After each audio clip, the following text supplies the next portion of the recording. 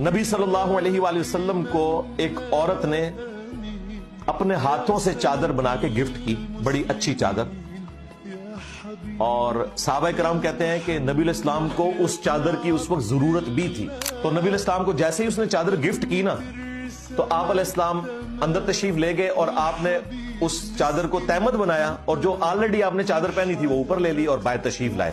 جیسے ہی باہر آئے تو وہاں ایک صحابی بیٹھے تھے، ان کا یا رسول اللہ یہ چادر کتنی خوبصورت ہے جو آپ نے تہمت پہنی ہوئی ہے، اگر آپ یہ مجھے گفٹ کر دیں۔ کوئی لحاظ نہیں کیا کہ یہ ابھی تو حضور کو ملی ہے اور حضور کو ضرورت بھی تھی۔ نبی علیہ السلام فوراً اٹھے، اندر تشریف لے گئے،